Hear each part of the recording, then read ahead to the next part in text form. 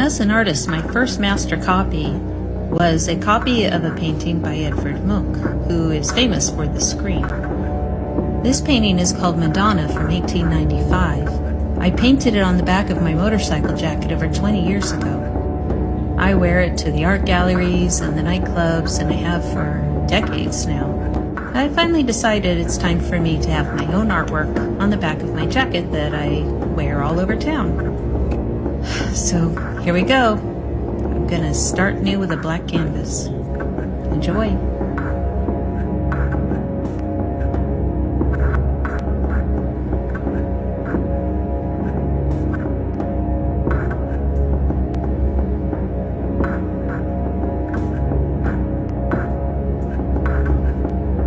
To be continued. Time to repaint my jacket.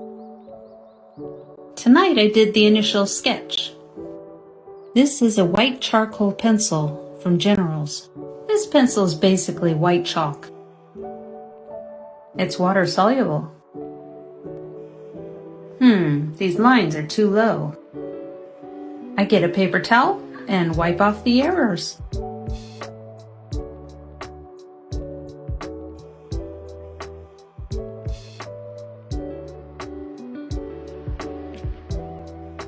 By wetting the pencil tip, I can make richer lines.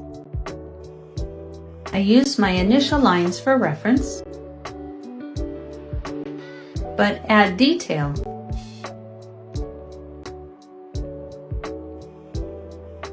And make further corrections.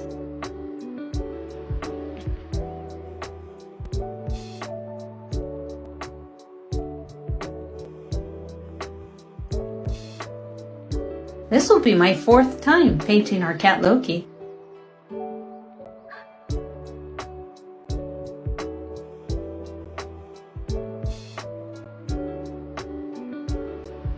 Time to brainstorm a color scheme. So I'm repainting my leather jacket, and this is the underpainting in acrylic paint. With flexible material like leather, you don't want to put lots of thick paint on that will crack and break off. So I'm working in thin layers. The underpainting is going to look really janky.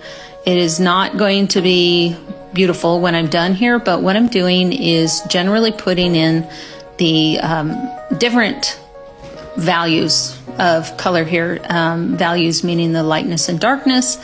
So I'm mixing cadmium orange with titanium white here, and I've got 3 values, a lighter, a medium, and a darker, just showing where the highlights and the shadows are. I finished the muzzle there, and then I'm going into this white ruff under Loki's neck. Again, trying to find in my photo where the darkest areas are and where the lightest are. I'm not worried too much here about where the edges of things are. I will keep feeling that out as I do additional layers over the top of this underpainting. His fur is pretty chunky in spots. It's got really nice kind of layered effect where you'll see shadows under rows and rows of fur here. It's really quite nice long fur here with these separations. So you'll see the darker cadmium orange showing up under there. For the toes, the fur is shorter, so I'm just worried about the general roundness of the toes, and then kind of where the claw comes out, there's a little bit of a shadow there. It's indented. Now I'm going over with the second layer, still underpainting. I'm using titanium white to show where the brightest whites are in the original photo. Why am I using cadmium orange on a cat? Well, that's just how I roll. I like to do kind of pop art, candy colors, bright, vivid colors. I'm going to be doing a lot of unexpected colors in his black fur. And once I'm done here with the brights in the white fur, I do the irises. In the photo, the light is from above, so there's shadows in the irises up near the top, and then the really brightest part of the irises are down near the bottom. So I'm looking back and forth to my photo, and I'm seeing where are the brights, the mediums, and the darkest spots of the irises. And again, this is going to look weird When I'm done, this is just the underpainting. Anyway, I hope you've enjoyed this.